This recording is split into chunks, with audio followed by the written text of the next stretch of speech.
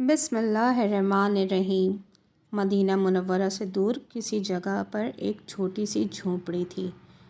جب وہاں سے چراغ کی دھیمی دھیمی سی روشنی محسوس ہوئی تو حضرت عمر فاروق رضی اللہ تعالیٰ عنہ اس جھونپڑی کے قریب گئے تو دیکھا کہ ایک بڑھیا سیاہ رنگ کے کپڑے پر بیٹھی ہے اور اندھیرا چھا رہا ہے۔ اس چراغ کے باوجود اندھیرا بدستور قائم ہے اور وہ غمگین حالت میں یہ شعر پڑھ رہی ہے: محمد صلی اللہ علیہ وآلہ وسلم پر نیک لوگوں کا درود ہو، نیک برگزیدہ لوگ تجھ پر درود بھیجیں۔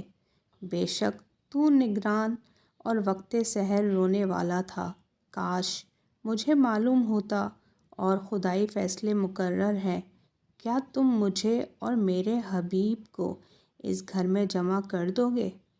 بڑھیا کی یہ باتیں حضرت عمر رضی اللہ تعالیٰ عنہ کے دل پر اثر انداز ہوئیں اور ان کو گزرا ہوا زمانہ یاد آ گیا۔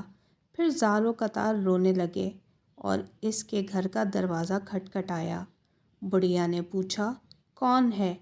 حضرت عمر رضی اللہ تعالیٰ عنہ نے کہا، اس وقت آہ و بکا کا غلبہ تھا، میں عمر بن الخطاب رضی اللہ تعالیٰ عنہ ہوں۔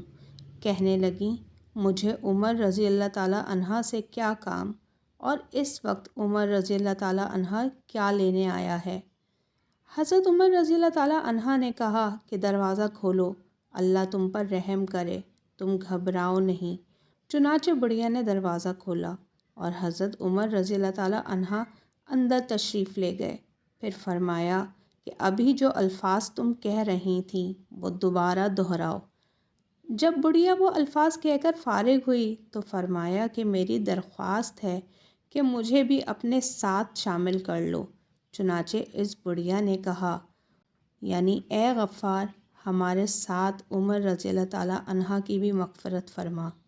حضرت عمر رضی اللہ تعالیٰ عنہ خوش ہو گئے اور واپس چلے گئے۔